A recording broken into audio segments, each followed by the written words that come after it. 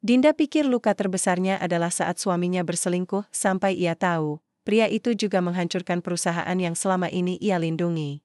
Tapi, bagaimana jika orang yang paling ia percaya justru ikut bermain di belakangnya? Langkah kaki Dinda terdengar berirama di lantai marmer kantor pusat PT Sentosa Maju. Sepatu hak tingginya tak pernah goyah, meski beban di pundaknya perlahan mulai menggumpal. Di balik blazer hitam yang selalu rapi dan wajah tenang yang nyaris tanpa celah, tak ada satupun yang tahu bahwa hatinya mulai resah. Ia baru saja menyelesaikan rapat evaluasi kuartal, dan seperti biasa, semua mata tertuju padanya. Rekan-rekan kerja mengaguminya bukan hanya karena jabatan prestisiusnya sebagai direktur operasional, tapi juga karena cara ia membawa diri, selalu tenang, rasional, dan tegas. Tapi hari itu, senyum Dinda terasa hambar. Tatapannya kosong sejenak. Saat semua orang meninggalkan ruang rapat, ia berdiri mematung di depan layar presentasi yang telah mati. Tak ada seorang pun yang tahu, malam sebelumnya, Dinda terjaga lama di tempat tidur. Agung, suaminya, belum juga pulang. Katanya ada pekerjaan mendadak yang harus diselesaikan. Dinda tak bertanya lebih jauh. Sudah terlalu sering ia menerima alasan yang sama. Tapi kali ini, rasa curiga menyelinap, bukan karena durasi Agung pergi, tapi karena kebekuan di antara mereka belakangan ini. Ucapan selamat pagi yang berubah menjadi anggukan, pelukan yang berganti jadi sekadar lalu lalang. Dan yang paling terasa, tatapan Agung. Dulu hangat, kini hanya tersisa bayang-bayang. Bu Dinda, ada yang ingin saya diskusikan. Suara itu membuyarkan lamunannya. Dinda menoleh, mendapati Vika, staf dari divisi pengembangan bisnis, berdiri ragu di ambang pintu. Perempuan muda itu cantik, cerdas, dan terlalu sering ada di dekat Agung akhir-akhir ini. Silakan, jawab Dinda tenang, mempersilakan Vika duduk. Mereka berdiskusi soal proposal kerjasama dengan perusahaan rekanan. Vika menjelaskan dengan suara lembut dan ekspresi meyakinkan. Tapi Dinda tidak sepenuhnya fokus. Tatapannya diam-diam memerhatikan cara Vika tersenyum, nada bicaranya yang mengalir terlalu halus, dan parfum yang menyengat. Parfum itu pernah ia cium sebelumnya, samar di kemeja Agung. Setelah pertemuan itu, Dinda melangkah menuju ruangannya. Di dalam hati, ia menepis pikiran buruk yang mulai mencuat. Tapi firasat adalah hal yang tak bisa dikendalikan, dan nalurinya. Sebagai perempuan mulai berbicara, sore itu, saat lift hendak menutup, dua staf perempuan masuk dengan buru-buru. Mereka tak menyadari kehadiran Dinda di pojok lift. Lo udah dengar soal Bu Dinda belum? Yang mana? Itu, katanya suaminya, Mas Agung, sering ketemu Vika di luar kantor. Lo tau kan, Vika yang seksi itu? Masa iya sih, mereka dekat? Dinda menahan napas, gosipnya sih gitu. Tapi ya siapa tahu ya, katanya beberapa kali ketemu di restoran, terus pernah juga di hotel. Lift berbunyi. Lantai tujuan mereka telah tiba. Dua perempuan itu keluar sambil terus berbisik. Dinda masih berdiri diam, tubuhnya kaku. Matanya menatap kosong ke pintu lift yang tertutup kembali. Rasanya seperti seluruh ruangan mengecil, dan udara tiba-tiba menipis. Tapi tidak ada air mata yang jatuh. Ia hanya menghela napas, panjang dan berat. Sesampainya di ruang kerja, Dinda mengunci pintu. Ia duduk di kursinya, membuka laptop, dan membuka file lama yang berkaitan dengan jadwal kegiatan luar kantor suaminya. Ia membandingkan tanggal-tanggal yang pernah ia ingat, lalu membuka ponselnya dan menelusuri email Agung. Mereka memang tak merahasiakan akses selama ini. Tapi belakangan, Agung lebih sering menggunakan akun pribadi. Dinda menatap layar dengan perasaan campur aduk. Ini bukan sekadar tentang cinta atau pernikahan. Ini tentang kepercayaan, tentang luka yang tumbuh diam-diam, dan tentang harga diri. Yang perlahan terkikis, ia membuka satu persatu bukti. Pesan WhatsApp yang terhapus, email yang tak sinkron, dan mutasi rekening yang janggal. Tapi semuanya belum cukup. Dinda tahu, jika ingin mengungkap semuanya, ia tak bisa hanya mengandalkan firasat. Malam itu, Dinda pulang ke rumah dalam diam. Ia memasak makan malam sederhana, seperti biasa, menunggu Agung yang tak kunjung datang. Hingga tengah malam, pintu rumah akhirnya terbuka. Agung masuk dengan wajah lelah. Maaf, tadi ada klien dari luar kota. Nggak bisa ditinggal. Dinda mengangguk. Helen. Ia menatap mata Agung, mencari kejujuran di dalamnya. Tapi yang ia temukan hanya kebohongan yang dibungkus rapi. Capek banget, ya? Tanya Dinda datar. Agung mengangguk. Besok kamu ada meeting pagi. Ada, jawabnya singkat. Tak ada pelukan, tak ada percakapan hangat. Dinda masuk ke kamar. Lebih dulu, Sementara Agung sibuk dengan ponselnya di ruang tengah, dan malam itu, Dinda bertekad. Ia tidak akan menanjas. Ia tidak akan bertanya. Ia akan mencari tahu dengan caranya sendiri, dengan kepala dingin, dengan langkah pasti, karena baginya, pengkhianatan bukan sekadar luka. Itu adalah perang. Dan Dinda tahu, ia harus mempersiapkan senjatanya, pelan-pelan, tapi mematikan. Pagi itu, Dinda datang lebih awal dari biasanya. Langit masih mengandung sisa gelap ketika ia memasuki gedung PT Sentosa Maju. Security yang bertugas bahkan terlihat sedikit terkejut melihat kehadirannya secepat itu. Namun Dinda hanya menyapa. Singkat, lalu melangkah dengan tenang menuju ruangannya, kepalanya terasa penuh. Bukan karena jadwal kerja yang menumpuk, melainkan karena banyaknya kemungkinan yang terus berkecamuk dalam benaknya sejak semalam. Kalimat yang dilontarkan dua staf di dalam lift kemarin masih terngiang. Wajah Vika pun terus membayang. Dan yang paling menyakitkan, tatapan Agung yang hampa setiap kali mereka saling bertemu mata. Namun, pagi ini Dinda tidak ingin larut dalam emosi. Ia duduk di meja kerjanya, membuka laptop, dan mengakses sistem kepegawaian internal. Vika memang masih berstatus sebagai staf tetap, dengan riwayat kerja yang cukup bersih di atas kertas. Tapi Dinda tahu, catatan tak akan menunjukkan seluruh kenyataan. Lalu, pintu ruangannya diketuk. Masuk. Fahri melangkah masuk, pria muda dari divisi audit internal yang selalu terlihat tenang dan sigap. Ia membawa setumpuk berkas yang diminta. Dinda sehari sebelumnya, ini laporan kegiatan lapangan dan jadwal proyek luar kota selama 6 bulan terakhir, Bu, ujarnya sambil meletakkan map di meja. Dinda mengangguk. Termasuk data untuk Agung? Fahri tampak ragu sesaat, lalu mengangguk. Helen. Termasuk, Bu. Tapi, saya juga menemukan sesuatu yang agak janggal. Dinda menatapnya tajam. Janggal bagaimana? Fahri duduk, lalu membuka map itu perlahan. Ia menunjuk pada salah satu halaman yang mencatat pengeluaran akomodasi untuk tim pemasaran. Nama Vika dan Agung beberapa kali tercatat berada di lokasi yang sama, dengan durasi yang tak biasa untuk agenda kerja. Waktu itu, saya sempat konfirmasi ke tim lapangan. Katanya, Pak Agung mendadak ikut ke proyek Surabaya padahal sebelumnya tidak dijadwalkan. Dan Bu Vika juga, katanya mendampingi, tapi tidak jelas apa perannya. Jelas Fahri. Dinda mengangguk pelan, dalam hati menahan amarah yang mulai membuncah. Ia sudah menduga, tapi mendengar penjelasan Fahri membuat luka itu terasa lebih nyata. Teruskan observasinya. Tapi jangan ada satupun yang tahu, ujar Dinda tegas. Baik, Bu. Setelah Fahri pergi, Dinda membuka satu persatu dokumen dan mencocokkannya dengan jadwal kerja Agung. Beberapa perjalanan yang ia kira untuk meeting penting, ternyata bersamaan dengan agenda dinas Vika. Bahkan ada beberapa yang dilakukan saat perusahaan sedang tidak memiliki proyek luar kota. Pikirannya terpecah saat ia mendapat notifikasi undangan rapat di ruang serbaguna. Rapat evaluasi proyek dengan seluruh manajer divisi. Vika termasuk di dalam daftar hadir. Dengan langkah mantap, Dinda menuju ruang rapat. Ia duduk di kursi pimpinan, sementara satu persatu staf mulai berdatangan.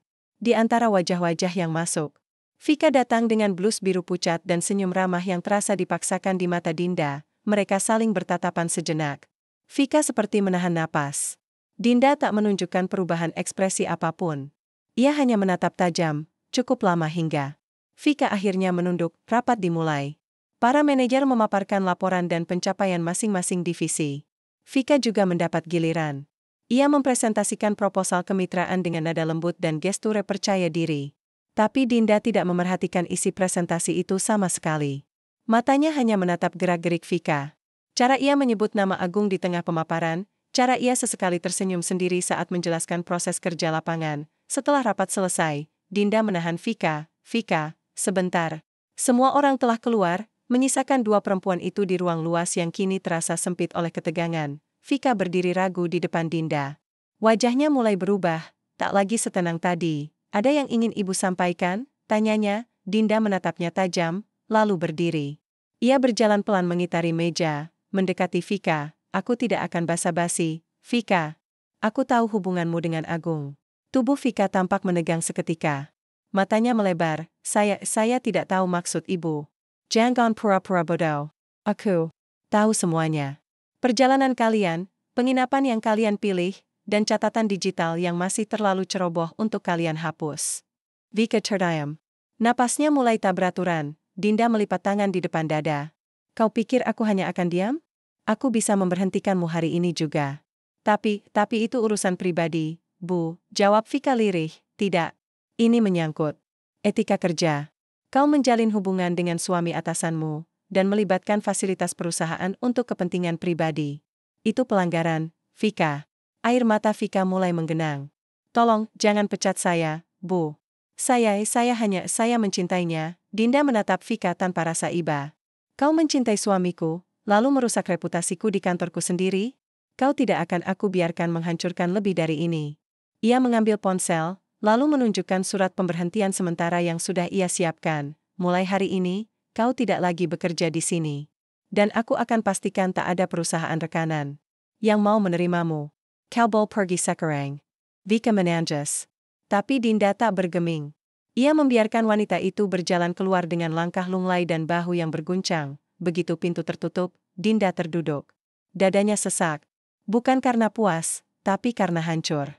Bukan karena kemenangan, tapi karena kehilangan. Ia tahu, ini baru awal. Jika Vika seceroboh itu meninggalkan jejak, bisa jadi ada hal yang lebih besar dan lebih busuk di baliknya. Dan Dinda bersumpah, ia akan menggali semuanya, sampai akar paling dalam. Hening menyelimuti ruang kerja Dinda. Kaca besar di belakang meja direksi menampakkan langit yang mulai redup, mengguratkan semburat jingga yang perlahan tenggelam. Namun tak ada yang memikat pandangannya selain layar laptop di depan mata, deretan dokumen yang terus ia buka satu persatu, mencocokkan waktu, nama, bahkan lokasi. Hari itu adalah hari di mana Dinda mengambil alih kendali. Tidak lagi hanya mencurigai, tidak lagi sekadar menahan rasa. Setelah memecat Vika secara resmi dan diam-diam menyebarkan memo internal soal larangan rekomendasi kerja bagi eks-karyawan yang melanggar etika, Dinda merasa satu langkah lebih dekat pada keadilan. Namun jauh di dalam hatinya, ia tahu permainan belum selesai. Vika hanya permukaan, dan entah mengapa, Dinda merasa bahwa Agung tak mungkin sekadar berselingkuh secara emosional. Ada sesuatu yang lebih dalam, lebih kotor. Sore itu, ia kembali menghubungi Fahri. Pemuda itu datang tanpa banyak tanya, duduk dengan laptop yang sudah siap dibuka. Aku butuh semua akses transaksi pengadaan proyek dari 5 bulan terakhir. Fokuskan pada akun yang digunakan oleh pihak luar, terutama yang ditandatangani langsung oleh Agung, ujar Dinda dengan suara pelan tapi padat. Fahri mengangguk. Saya sempat menyiapkan itu sejak 2 hari lalu. Ada satu hal yang aneh. Ia memutar laptopnya ke arah Dinda dan memperlihatkan satu lembar data. Terlihat seperti pengajuan dana untuk keperluan seminar luar kota. Tertera nama Agung sebagai pemilik otorisasi. Tapi seminar itu tidak pernah masuk agenda resmi perusahaan. Bahkan tidak ada satupun laporan pertanggungjawaban dari acara tersebut. Ini tidak pernah ada, tanya Dinda. Tidak, Bu. Saya cek ke bagian event, tidak ada agenda atas nama itu. Bahkan panitia lokal yang tercantum di proposal ini ternyata fiktif. Dinda terdiam sejenak. Ia menyandarkan tubuh ke kursi, menatap langit yang mulai gelap di balik jendela. Berarti, dia bukan cuma selingkuh. Bisa jadi ada penggelapan. Saya juga menemukan ada 3 akun rekening yang mengalirkan dana ke satu entitas yang sama, perusahaan fiktif atas nama orang yang tidak terdaftar di sistem kepegawaian kita. Dinda menoleh cepat. Namanya siapa? Fahri membuka catatannya. Dion Suryo. Nama itu tak asing. Dinda pernah mendengarnya dari mulut Agung, sebagai teman bisnis dari luar, tapi tidak pernah tahu siapa sebenarnya orang itu. Fahri, mulai sekarang, aku minta kamu rahasiakan semua ini, bahkan dari kepala divisi audit. Jangan ada satupun yang tahu selain kita berdua. Ini bukan lagi sekadar soal keluarga, ini soal integritas perusahaan. Kalau informasi ini bocor, bisa jadi ledakan besar. Fahri mengangguk mantap. Saya mengerti, Bu. Setelah Fahri keluar, Dinda menyandarkan tubuhnya. Kepalanya berdenyut pelan, tapi pikirannya tak berhenti berputar. Selama ini ia menyangka pernikahannya yang retak adalah harga yang harus dibayar atas karirnya yang menjulang.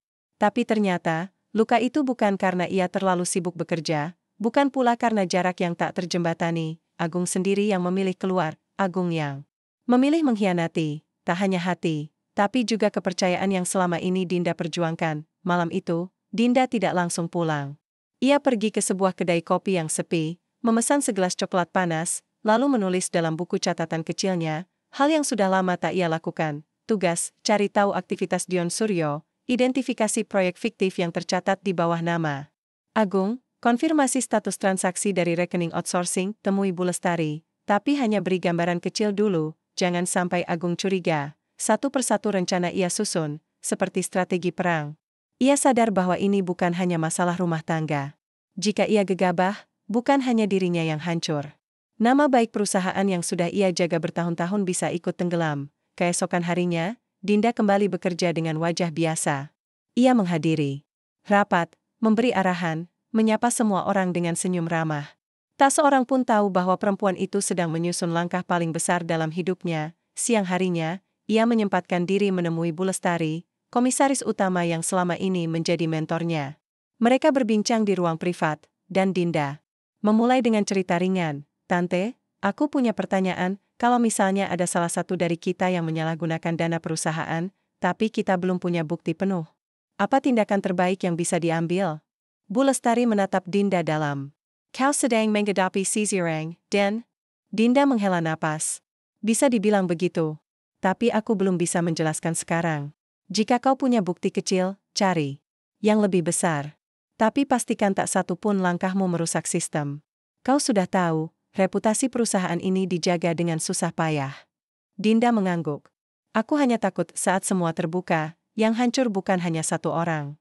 Tapi jika kau diam, yang hancur bisa lebih banyak. Dinda membeku. Kalimat itu menusuk tepat di dasar hati. Ia tahu, apapun yang akan ia lakukan ke depan, tidak akan ada jalan kembali. Sore harinya, di parkiran kantor, Dinda melihat Agung tengah berbicara dengan seseorang di dalam mobil yang tidak pernah ia lihat sebelumnya. Mobil itu gelap, platnya asing. Ia menepi di kejauhan. Menangguk.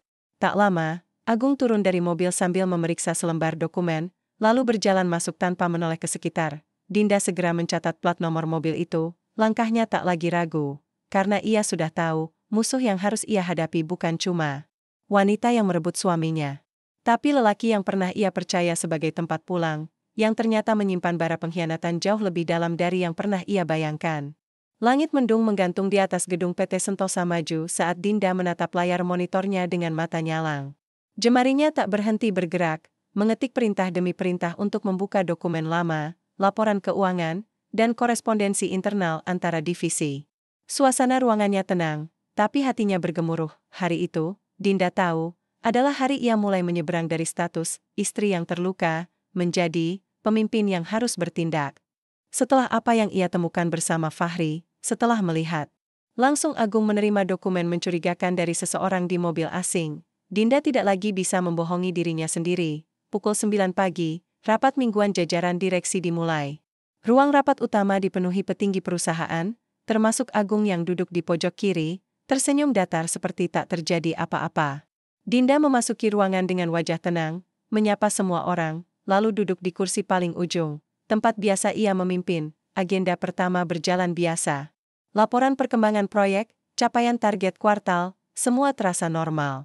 Sampai Dinda membuka pembahasan tentang anggaran proyek luar kota yang dicurigai. Maaf, sebelum lanjut ke poin berikutnya, saya ingin mengonfirmasi beberapa pengeluaran yang cukup signifikan di bulan lalu, ujar Dinda sambil menatap layar presentasi yang menampilkan grafik penggunaan dana proyek. Semua mata tertuju padanya.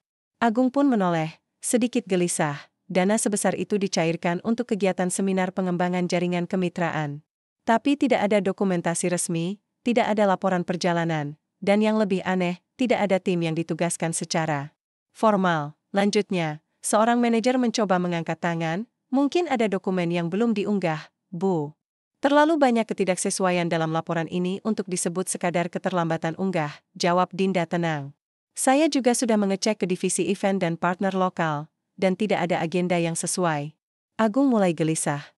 Mungkin kamu, maksud saya, mungkin perlu konfirmasi ulang. Saya kebetulan yang tanda tangan pengajuan itu karena ada penyesuaian mendadak dari partner luar.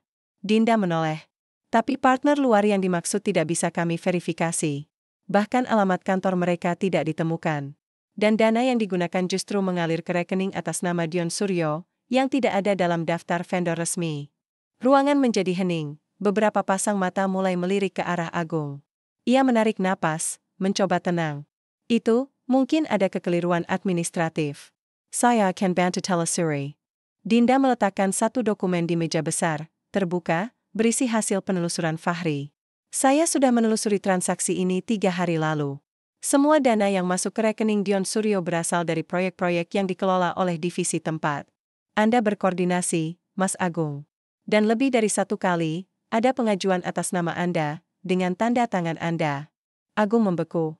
Matanya menatap kosong ke berkas itu, dan satu hal lagi, Dinda melanjutkan, kali ini suaranya lebih berat. Saya punya alasan untuk percaya bahwa pengalihan dana ini bukan karena ketidaktahuan, tapi bagian dari rencana yang terorganisir. Dan ini bukan pertama kalinya. Kepala Divisi Keuangan terlihat syok. Ibu Direktur, jika benar ada manipulasi, kita harus segera audit menyeluruh.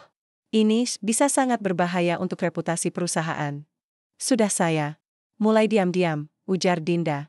Tapi hari ini, saya hanya ingin semua menyadari bahwa kita sedang dalam ancaman besar. Jika kita tutup mata, maka bukan hanya angka yang rusak, tapi kepercayaan pasar.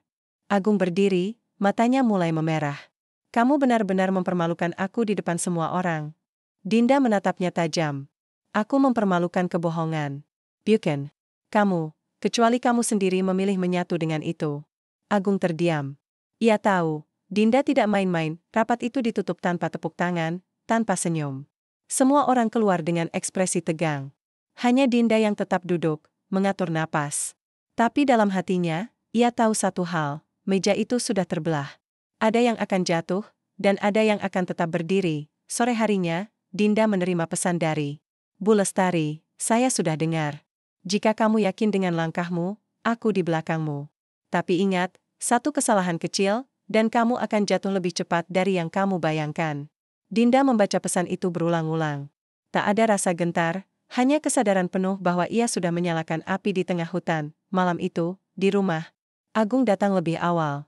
Ia masuk tanpa bicara, melempar jas ke sofa, lalu berdiri di depan Dinda yang sedang menyetrika blus kerja. Jadi kamu benar-benar ingin menghancurkan aku, ya? Dinda menatapnya pelan. Aku tidak ingin menghancurkan siapapun. Tapi kalau kamu merasa hancur, mungkin karena kamu yang membuat puing-puingnya. Agung menggeram. Kamu bahkan sudah bikin orang-orang gak percaya lagi sama aku. Termasuk partner bisnis luar. Siapa yang kamu hubungi? Siapa yang kamu intimidasi?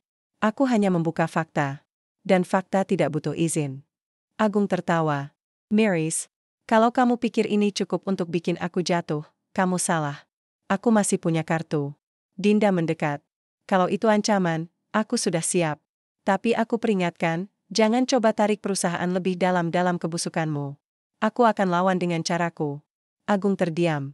Mereka saling tatap lama. Kemudian, ia mengambil kunci mobil dan keluar tanpa bicara. Dinda berdiri lama di ruang tamu.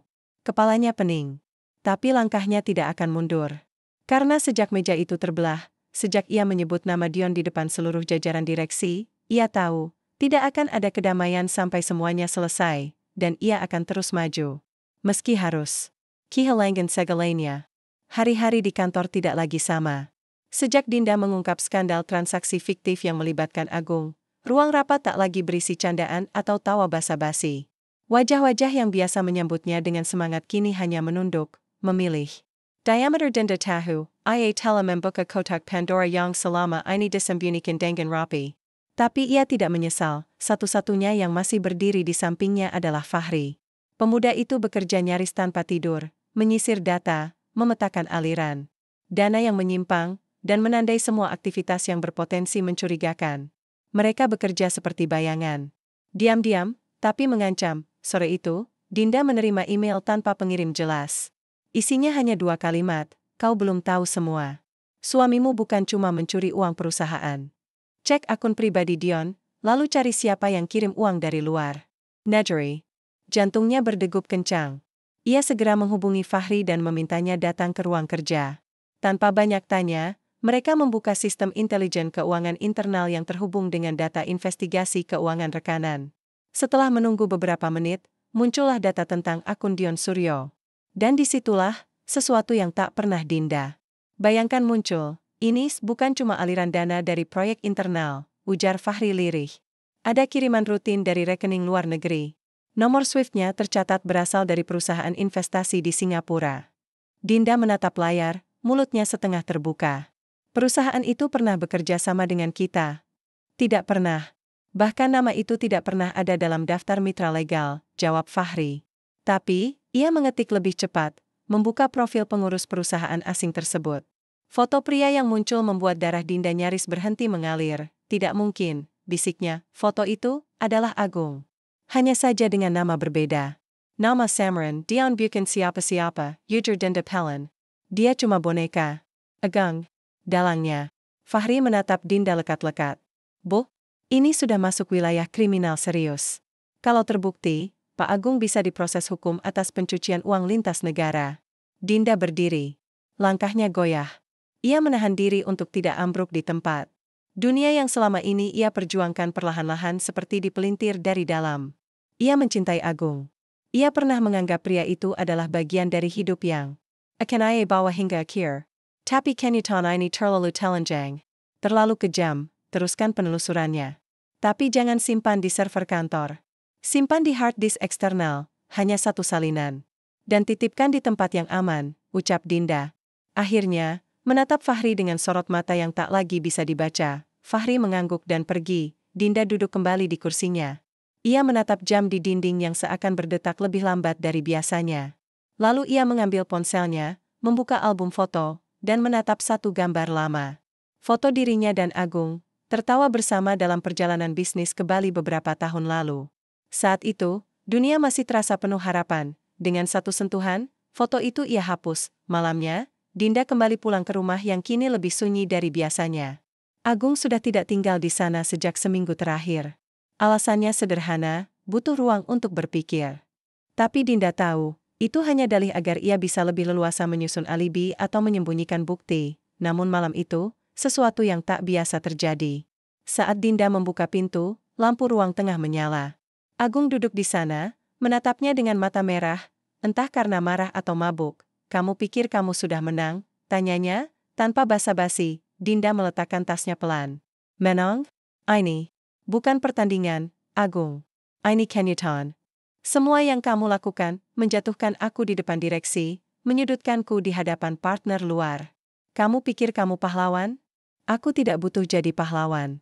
Aku hanya tidak mau jadi perempuan yang dibodohi, balas Dinda dingin. Agung berdiri. Wajahnya merah, tangan mengepal. Aku bisa hancurkan kamu juga. Kamu lupa, semua laporan proyek selama ini juga lewat kamu. Kalau aku jatuh, kamu ikut terseret. Dinda melangkah mendekat. Tatapannya tajam, lebih tajam dari sebelumnya. Kamu salah besar. Aku simpan semua dokumen. Semua yang pernah kamu manipulasi, aku simpan salinan aslinya. Kamu pikir aku akan duduk diam setelah tahu kamu tidur dengan stafku sendiri, mencuri uang perusahaan, dan bersembunyi di balik nama samaran? Agung terdiam. Bibirnya bergetar. Tapi kali ini, tak ada yang bisa ia katakan. Semiwatela terbongkar, aku akan ajukan laporan resmi ke komisaris minggu depan. Aku sudah bicara dengan Bu Lestari. Jika kau punya sisa harga diri, pergilah. Jangan paksa aku untuk seret kamu keluar dengan cara yang lebih buruk, tegas Dinda. Agung mendengus. Kamu pikir semua orang akan tetap percaya padamu setelah ini? Mereka akan mulai bertanya, kenapa kamu bisa sebodoh itu sampai tak sadar suamimu sendiri mencuri di depan matamu? Dinda tersenyum miris. Biarkan mereka bertanya. Aku tidak butuh kelihatan sempurna. Aku hanya butuh jujur pada diriku sendiri. Melangkah ke arah tangga, meninggalkan Agung yang berdiri sendiri di ruang tamu. Tak ada lagi yang bisa diperbaiki. Dan ia tak ingin menyelamatkan sesuatu yang sudah busuk sampai ke akar. Di kamarnya, Dinda duduk lama, memandangi jendela.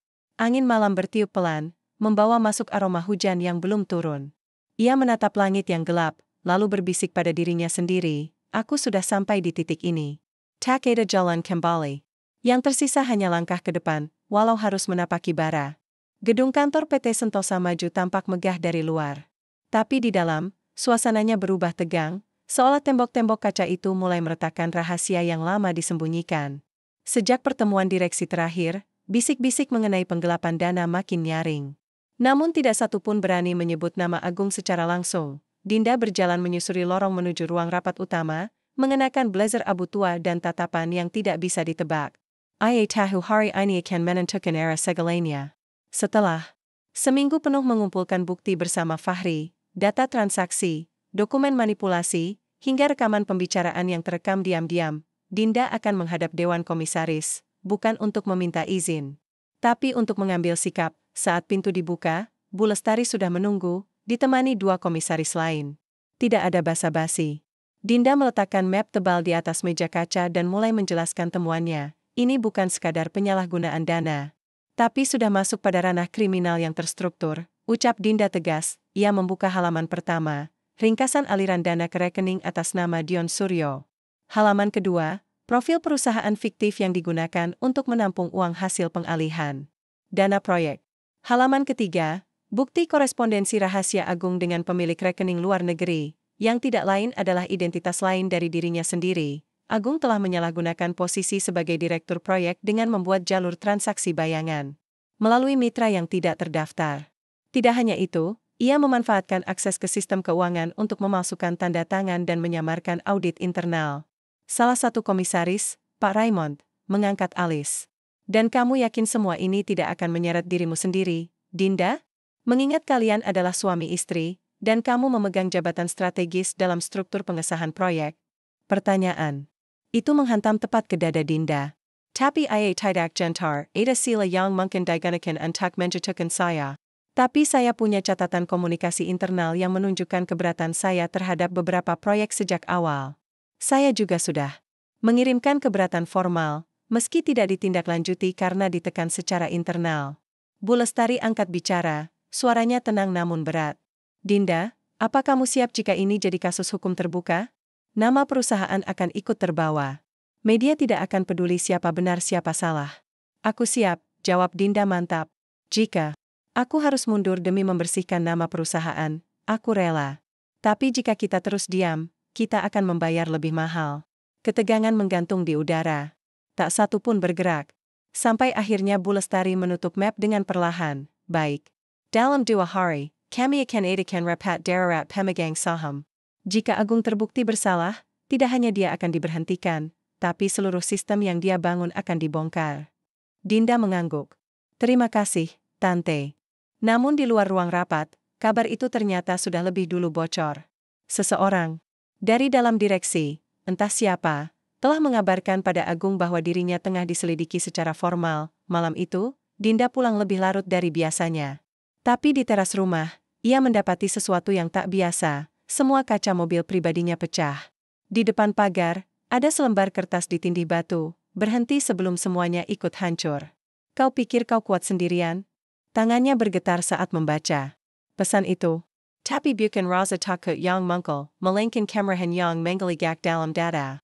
Ia masuk ke rumah, langsung menuju rak penyimpanan dan mengambil satu map biru. Isinya adalah dokumen warisan properti milik Agung dan keluarga yang dulu pernah mereka kelola bersama. Dinda membuka laptop dan mulai mengetik email, bukan ke komisaris, bukan ke media, tapi ke tim pengacara perusahaan. Subjek, permintaan pengamanan aset dan audit properti terkait pihak internal. Ia tahu, jika Agung berani mengancam secara fisik, maka ia sudah benar-benar terpojok. Dan seseorang yang terpojok bisa menjadi liar. Keesokan harinya, Dinda menerima kabar bahwa Agung tidak hadir di kantor. Bahkan tidak bisa dihubungi. Fahri datang dengan wajah pucat. Bu, saya dapat info dari kenalan di bank rekanan. Ada percobaan penarikan dana besar atas nama Dion. Tapi gagal karena sudah diblokir. Sepertinya dia berusaha kabur. Dinda menatapnya lama. Berapa banyak yang tersisa di dalam rekening? Hanya sedikit. Sebagian besar sudah dipindahkan. Tapi kami bisa menelusuri akun terakhir yang dia gunakan. Akan kami kejar lewat jalur legal. Dinda menarik napas dalam. Dunia seolah melambat. Ia tahu ini bukan hanya tentang uang, tapi tentang kehancuran total yang sedang dibangun oleh orang yang pernah ia percaya sepenuh hati. Malamnya, saat ia sedang membaca laporan akhir di ruang kerja rumah, handphonenya berbunyi. Nomor tak dikenal. Dinda, suara di seberang terdengar. Pelan, seperti ditekan. Ini aku. Agung. Dinda diam. Aku tahu semuanya sudah terlambat. Tapi kamu harus tahu, aku gak sendiri dalam ini. Aku cuma bidak yang mengatur, lebih besar dari kamu kira. Apa maksudmu? Ada direksi lain yang ikut. Kalau kamu buka semua, mereka juga akan bangkit. Kamu pikir mereka akan diam? Kalau begitu, biar mereka muncul. Aku sudah siap. Lebih dari yang kamu sangka. Agung tertawa kecil, getir. Kamu keras kepala sejak awal. Tapi, aku cuma mau bilang satu hal. Hati-hati sama yang kamu anggap teman. Klik. Sambungan terputus, Dinda menatap layar ponsel. Hening, ia tidak tahu siapa yang dimaksud Agung. Tapi satu hal jelas, permainan ini belum selesai. Dan ia tidak bisa percaya siapapun. Bahkan orang-orang yang selama ini tampak membela, karena jika benar ada yang lebih besar di balik semua ini, maka mimpi buruk sebenarnya baru saja dimulai. Page IITU, Langit Bajra Kalabo. Burung pun enggan berkicau, seolah tahu bahwa hari ini adalah hari penentuan.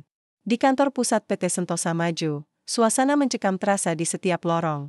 Semua orang berjalan lebih cepat, bicara lebih pelan, dan menghindari kontak mata terlalu lama.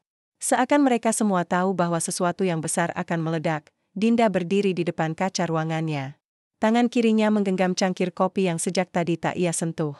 Pikirannya melayang ke percakapan semalam dengan Agung. Suara suaminya masih terngiang, bahwa dia hanya bidak. Bahwa ada kekuatan lebih besar yang diam-diam bermain di balik layar. Dinda menghela napas panjang. Ia telah mengorbankan banyak, pernikahan, rasa percaya, nama baik. Dan hari ini, semua akan dipertaruhkan. Karena rapat darurat pemegang saham yang akan digelar sore ini bukan hanya membahas tentang pemecatan Agung, tapi juga akan menentukan nasib perusahaan dan dirinya. Sebelum rapat, Dinda memanggil Fahri ke ruangannya. Ada satu hal lagi yang perlu kita selesaikan sebelum semua dimulai, katanya. Fahri menyerahkan sebuah flash disk. Semua rekaman dan data cadangan sudah di dalam sini. Saya juga menggabungkan bukti transfer yang mengarah pada dua nama direksi lain. Satunya Pak Damar, dan yang satunya, ia berhenti. Tak sanggup menyebutkan nama yang satunya, Dinda mengambil flash disk itu. Perlahan membuka file yang paling mencolok, laporan audit internal yang diam-diam dipalsukan oleh Pak Arwin, gumam Dinda, hampir tak terdengar, Direktur Keuangan. Pria tua yang selama ini tampak kalem, penuh nasihat, bahkan yang paling sering membela Dinda saat tekanan datang dari para pemegang saham. Dia ada di belakang semua ini, tanya Dinda nyaris tak percaya. Fahri mengangguk pelan. Selama ini yang membukakan jalur keluar masuk dana di luar sistem akuntansi resmi, dia. Dan bukan hanya dana Agung, tapi juga proyek-proyek siluman lain yang ternyata sudah berjalan sejak 2 tahun lalu. Dinda duduk perlahan. Dunia seolah berhenti sejenak. Selama ini ia pikir Agung adalah musuh utama. Tapi ternyata, Agung hanya pion, sementara sang raja berada jauh di belakang, menyembunyikan langkah dengan kecermatan yang nyaris sempurna. Lalu, kenapa dia biarkan Agung jadi tumbal, bisik Dinda, karena Agung ceroboh. Dan kamu terlalu cepat menemukan celahnya. Pak Arwin tidak ingin ikut terbakar. Jadi dia mengorbankan Agung agar tidak semua jejak terbuka. Dinda menggenggam flash disk. Itu kuat-kuat. Kalau begitu, aku akan bakar semuanya. Sampai ke akar. Rapat darurat dimulai tepat waktu.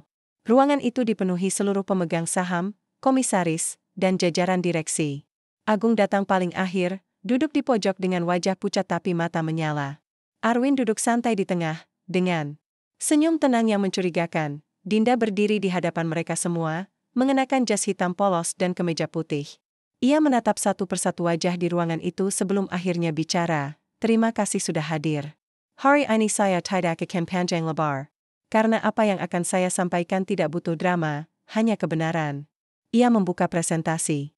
Di layar besar, muncul grafik aliran dana, lalu nama-nama perusahaan fiktif, lalu nama Dion Suryo, dan terakhir, wajah Agung. Suara riuh rendah langsung memenuhi ruangan.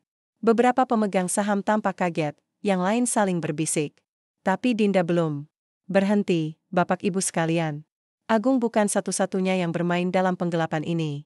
Semua mendadak hening. Setelah kami menelusuri lebih dalam, ada jalur transaksi gelap lain yang lebih rumit, lebih rapi, dan telah berlangsung jauh sebelum Agung terlibat.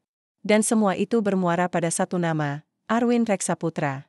Wajah Arwin membeku, tapi ia masih tersenyum. Tuduhan itu berbahaya, Dinda. Apakah kamu yakin ingin mengarah ke sana? Dinda menatapnya tajam. Bukan tuduhan. Bakti. Ia menancapkan flash disk ke laptop, memutar rekaman suara Arwin dalam rapat kecil bersama Dion dan Agung. Aku sudah atur jalurnya. Kau tinggal eksekusi. Kalau proyek fiktifmu ketahuan, semua akan lari ke kamu. Dan aku? Aku bahkan tidak tercatat. Pernah menyentuh dana itu, ruangan meledak, Pak Raymond berdiri. Ini luar biasa. Ini bukan cuma pemecatan. Ini kejahatan korporasi. Bu Lestari tampak pucat, tapi segera mengambil alih. Saya minta rapat ditunda 15 menit. Kira akan diskusi tertutup dengan pihak hukum. Para anggota dewan keluar satu persatu. Tinggallah Dinda, Agung, dan Arwin. Agung berdiri, menatap Arwin dengan wajah yang penuh luka. Jadi selama ini, aku cuma alat, ya? Arwin bangkit, menyandarkan tangan di kursi. Kau bukan alat. Kau hanya terlalu mudah dimanfaatkan. Itu pilihanmu sendiri. Agung melangkah cepat dan nyaris menghantam Arwin, tapi Dinda menahan. Jangan tambah buruk, Mas. Arwin menatap Dinda dengan sorot kalah. Kau pikir perusahaan akan menyelamatkanmu setelah ini? Jangan terlalu yakin. Mereka akan ambil semua jasamu, tapi mereka tidak akan pernah benar-benar berpihak. Dinda mendekat. Mereka mungkin akan lupakan aku. Tapi aku tidak akan biarkan mereka lupakan siapa yang menghancurkan sistem ini. Namamu akan selalu tercatat sebagai aib. Sore menjelang. Rapat ditutup dengan keputusan bulat, Agung dipecat dari jabatannya, Arwin diberhentikan secara tidak hormat dan dilaporkan ke aparat penegak hukum. Seluruh sistem keuangan akan diaudit ulang oleh pihak independen. Dan Dinda, ia mengundurkan diri dari jabatan direktur operasional. Saat ditanya kenapa, ia hanya menjawab, aku sudah melakukan tugasku. Sekarang waktunya membangun kembali hidupku, bukan menyelamatkan kesalahan orang lain. Malam itu, Dinda berdiri di depan gedung kantor, menatap ke langit yang mulai terbuka sedikit demi sedikit. Hujan ringan turun, membasahi wajahnya. Fahri datang membawa payung. Bu, maksud saya, Mbak Dinda. Terima kasih sudah ngajarin saya. Satu hal. Dinda tersenyum. Apa itu? Bahwa kebenaran itu memang mahal. Tapi lebih mahal lagi kalau kita terus diam. Ia mengangguk. Menatap langit hari itu, Dinda tidak merasa menang. Tapi untuk pertama kalinya, ia merasa bebas. Bebas dari kepalsuan. Dari pernikahan yang palsu. Dari sistem yang busuk, dan meski langkah ke depan masih samar, satu hal pasti, ia tidak lagi berjalan di atas kebohongan. Matahari pagi itu menyelinap lembut ke selatirai jendela kamar yang sunyi. Sudah 2 minggu sejak Dinda meninggalkan kursinya sebagai direktur operasional.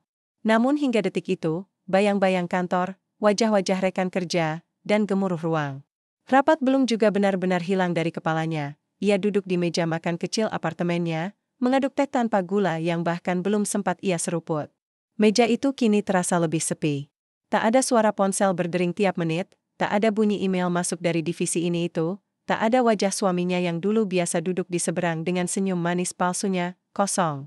Tapi justru disitulah letak ketenangan yang lama ia rindukan. Di hadapannya tergeletak beberapa map dengan logo perusahaan lain.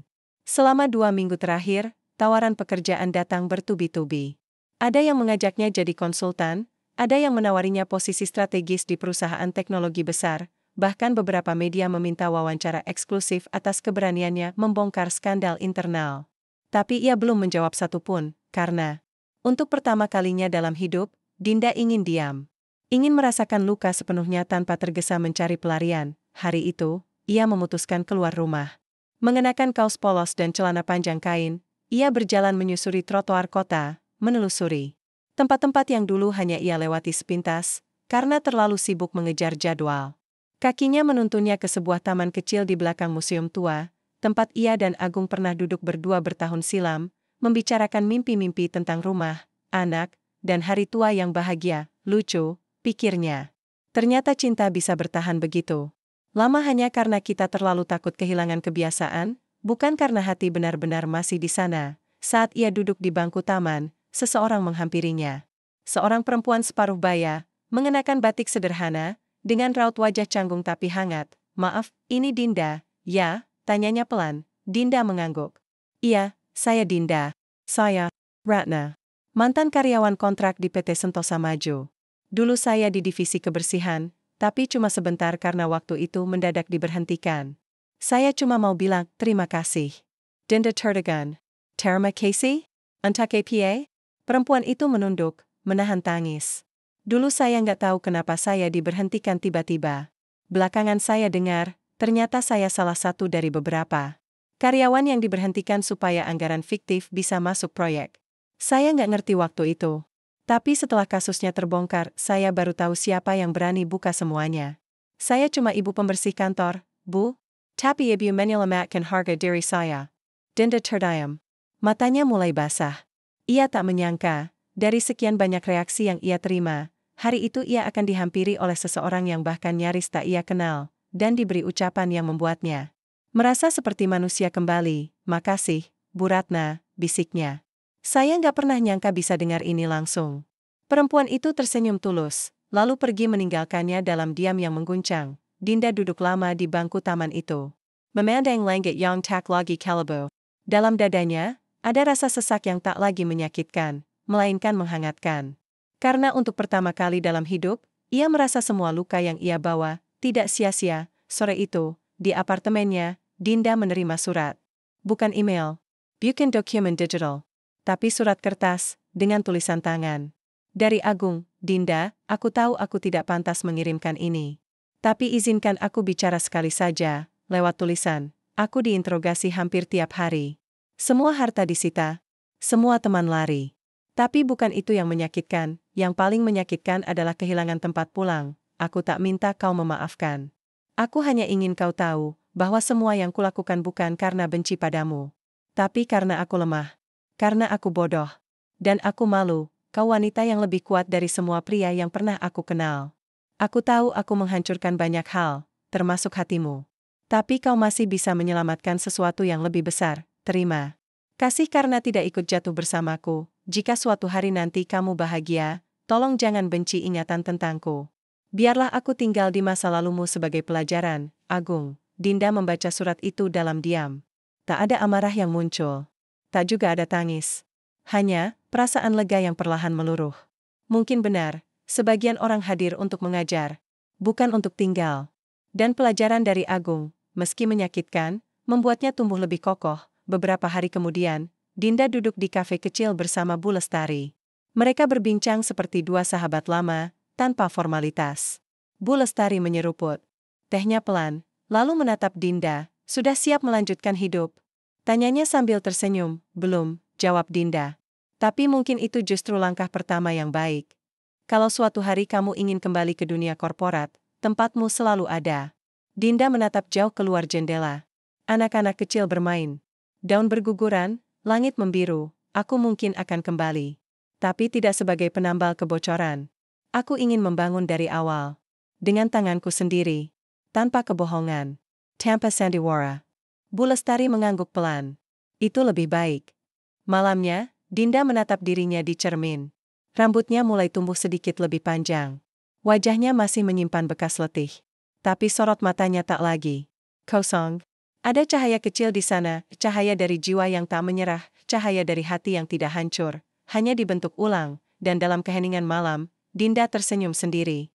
Bukan karena semuanya telah selesai, tapi karena ia tahu dirinya baru saja mulai hidup kembali. Pagi menjelang dengan hangatnya sinar matahari yang menembus tirai kamar. Tidak ada alarm yang memekakan telinga, tidak ada dering telepon kantor yang memaksa terjaga lebih awal. Untuk pertama kalinya dalam hidupnya, Dinda bangun bukan karena kewajiban, melainkan karena keinginan untuk hidup. Sudah hampir sebulan sejak ia meninggalkan posisinya.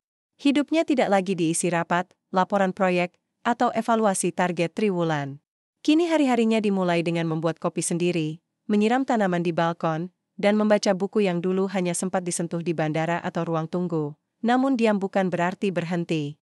Dinda memang mengambil jeda, tapi ia tahu dirinya bukan perempuan yang bisa duduk diam terlalu lama. Hari itu, ia berangkat ke sebuah tempat yang sangat berbeda dari gedung-gedung kaca dan lift dengan suara otomatis.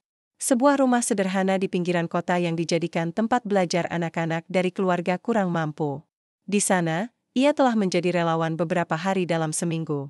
Mengajar anak-anak membaca, menulis, dan kadang mendengarkan keluh kesah para ibu yang ditinggal suami atau terlilit utang. "Kak Dinda, hari ini kita belajar apa?" tanya seorang bocah bernama Sari. Rambutnya dicepol asal-asalan, seragamnya sudah lusuh tapi wajahnya bersinar. "Kita belajar tentang mimpi," jawab Dinda sambil duduk di tengah lingkaran kecil. "Kalau mimpi aku jadi polisi, bisa gak?" seru tegar dari sudut ruangan. "Bisa," jawab anak-anak lain serempak. Dinda tersenyum. "Kalian tahu? Dulu aku juga punya mimpi. Tapi waktu aku besar, aku terlalu sibuk sampai lupa sama mimpiku sendiri. Sekarang, aku sedang belajar mengingatnya lagi." Sari menatapnya polos. "Berarti kakak juga belajar, kayak kami?" Dinda mengangguk. "Ayah." Dan kalian guru terbaik yang pernah aku punya. Tawa kecil mengisi ruangan. Di dalam kesederhanaan tempat itu, Dinda menemukan kembali bagian dari dirinya yang hilang, ketulusan. Sesuatu yang pernah hilang di tengah meja-meja rapat dan target angka yang dingin. Sore harinya, ia duduk di warung kecil dekat taman sambil menyesap es teh dan membuka laptop. Ia sudah mulai menulis, bukan laporan atau analisis pasar, tapi pengalaman hidupnya. Bukan untuk pamer atau membalas dendam, tapi sebagai bentuk catatan. Ia tidak menyebut nama siapapun, tapi setiap kata yang ia ketik syarat dengan luka, pelajaran, dan kekuatan. Judul sementara dari tulisannya, pecah tanpa hancur. Di bab pembuka, ia menulis, "Aku bukan korban. Aku bukan pahlawan. Aku hanya perempuan biasa yang mencoba tidak tenggelam ketika semua runtuh. Dan jika aku bisa melewatinya, mungkin kamu juga bisa." Tiba-tiba laptopnya berbunyi. Sebuah email masuk. Dari sebuah penerbit ternama.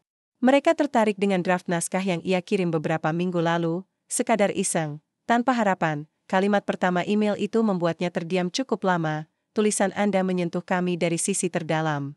Kami ingin menjadikannya buku. Bukan untuk mengangkat luka, tapi untuk menguatkan sesama." Dinda menutup laptop perlahan. Matanya berkaca-kaca. Ia tidak pernah menyangka bahwa jalan baru yang ia pilih akan membuka pintu lain yang tak pernah ia lihat. Sebelumnya, malam harinya, Fahri menelpon. Sudah lama pemuda itu tak menghubunginya. Mbak Dinda. Aku dapat tawaran kerja di perusahaan rintisan teknologi yang bergerak di bidang edukasi. Tapi mereka butuh konsultan untuk membangun struktur internalnya. Aku ingat Mbak bilang pengin bangun dari awal. Gimana kalau kita mulai dari sini, bareng-bareng? Dinda tertawa kecil. Kamu ngajak aku balik ke dunia perang, ya? Enggak. Kita bikin tempat di mana kita nggak perlu perang. Tempat yang sehat. Jujur, tempat yang kita butuhkan dulu, tapi nggak kita temukan. Dinda terdiam sejenak. Keremken. Proposalnya. Aku akan lihat. Siap, jawab Fahri semangat. Setelah telepon ditutup, Dinda memandangi langit dari balkon apartemennya. Bintang-bintang bersinar terang. Udara malam masih menyisakan kehangatan. Dalam hatinya, ia tahu, ia bukan lagi perempuan yang sama. Perempuan itu dulu terlalu memikirkan apa kata orang. Terlalu ingin menjaga semuanya tetap utuh, walau ia sendiri. Peka di dalam. Tapi kini, ia tidak takut retak. Karena dari retak itu, ia menemukan cahaya, ia telah kehilangan banyak. Tapi ia juga telah menemukan dirinya sendiri, dan itu, jauh lebih berharga. Langkah Dinda menyusuri koridor kaca gedung kecil di pinggiran Jakarta itu bukan lagi langkah seseorang yang dikejar beban. Tak ada lagi gemuruh di dadanya seperti saat ia berjalan menuju rapat dewan, tak ada pula ketegangan seperti ketika ia harus berdiri sendirian menghadapi puluhan pasang mata penuh kecurigaan. Hari ini, ia datang bukan sebagai direktur besar, bukan pula sebagai istri dari seseorang, ia datang sebagai dirinya sendiri, perempuan yang memilih untuk tidak tinggal dalam luka. Perusahaan rintisan baru itu bernama Langkah Cerah. Masih kecil, timnya pun belum banyak. Tapi setiap sudut ruangannya memancarkan kehangatan, bukan karena dekorasi atau pencahayaan, melainkan karena orang-orang di dalamnya yang bekerja dengan hati. Fahri menyambutnya di lobi, wajahnya penuh semangat. Mereka sudah nggak sabar nunggu. Dinda mengangguk dan berjalan ke ruang presentasi. Di sana, belasan anak muda dengan laptop terbuka dan wajah antusias langsung berdiri menyambut. Beberapa bahkan terlihat gugup. "Tenang," ucap Dinda sambil tersenyum. "Saya kesini bukan untuk menguji. Saya cuma ingin mengenal kalian." Memperkenalkan dirinya bukan dengan gelar atau pengalaman panjang. Tapi dengan satu kalimat sederhana, "Saya Dinda. Saya pernah gagal, dan saya masih di sini." Presentasi sore itu bukan tentang bisnis, bukan tentang strategi pemasaran atau model investasi. Tapi tentang keberanian membangun sesuatu dari bawah, dengan tulus dan jujur. Ia membagikan kisahnya, bukan untuk mengundang simpati, melainkan untuk menegaskan bahwa setiap orang bisa bangkit, jika ia memilih untuk tidak bersembunyi. Di akhir pertemuan, seseorang mengangkat tangan.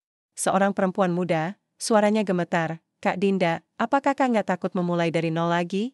Setelah semua yang hilang, semua yang kakak lewati?" Dinda menatapnya dalam. Ia menghela napas, lalu menjawab pelan, "Takut, pasti. Tapi rasa takut itu bukan alasan untuk berhenti. Justru itu tanda bahwa aku masih hidup. Dan selama aku masih hidup, aku bisa memilih langkahku." Hari-hari berlalu lebih damai. Dinda kini punya ritme baru, bangun pagi, menyiapkan sarapan sendiri, mengecek email tanpa tekanan, lalu pergi ke kantor barunya yang kecil tapi hidup. Tak ada mobil dinas, tak ada driver pribadi. Tapi yang ada adalah ketenangan yang tak bisa dibeli. Bukunya, pecah tanpa hancur, resmi diterbitkan. Tak disangka, tanggapan dari para pembaca luar biasa. Banyak yang mengirimkan surat, mengaku bahwa tulisan Dinda membuat mereka merasa tidak sendirian, bahwa ada harapan, bahkan setelah dikhianati oleh orang yang paling dipercaya, di suatu malam. Yang lengang, Dinda duduk di balkon apartemen sambil membaca surat dari seorang perempuan yang tinggal di kota kecil. Saya ditinggal suami saya yang berselingkuh dengan sahabat saya sendiri. Saya ingin mati. Tapi setelah membaca kisah Kak Dinda, saya ingin hidup lagi. Bukan untuk membalas, tapi untuk membuktikan bahwa saya bisa bahagia tanpa mereka. Dinda menatap langit dulu, ia begitu takut kehilangan Agung. Begitu takut reputasinya rusak. Begitu takut jika hidup tidak berjalan seperti rencana, tapi kini, ia bersyukur semuanya tak berjalan seperti rencana. Karena dari kehancuran itulah, ia menemukan kekuatan untuk memilih jalannya sendiri. Suatu siang, ia bertemu dengan Bu Lestari di sebuah pameran buku. Mereka berbincang ringan di tengah keramaian. Kau tahu, kata Bu Lestari sambil menatap bukunya yang terpajang, aku tak pernah membayangkan kamu jadi penulis. Dinda tertawa kecil. Aku pun tak pernah membayangkan bisa menulis sesuatu yang orang baca tanpa rapat dulu. Dan kamu bahagia? Dinda mengangguk. Untuk pertama kalinya dalam hidup, aku bahagia tanpa harus membuktikan apapun. Di akhir pekan, Dinda mengunjungi taman tempat dulu ia duduk sendiri usai mengundurkan diri. Kini, ia membawa buku tulis dan pena. Di bangku yang sama, ia menulis, aku sudah melewati badai yang kuanggap akhir dari segalanya. Ternyata itu hanya awal dari perjalanan baru. Aku tidak ingin kembali ke diriku yang dulu, karena perempuan itu selalu mencoba menyenangkan semua orang, kecuali dirinya sendiri. Kini, aku memilih diriku, dan itu bukan egois. Itu sehat. Di bangku seberang, seorang anak kecil tertawa saat dikejar ibunya. Dinda tersenyum. Dunia terus berjalan. Luka sembuh pelan-pelan. Dan langkah tak perlu selalu besar untuk bisa berarti. Kadang, satu langkah kecil, tanpa beban luka lama, sudah cukup untuk menyelamatkan hidup.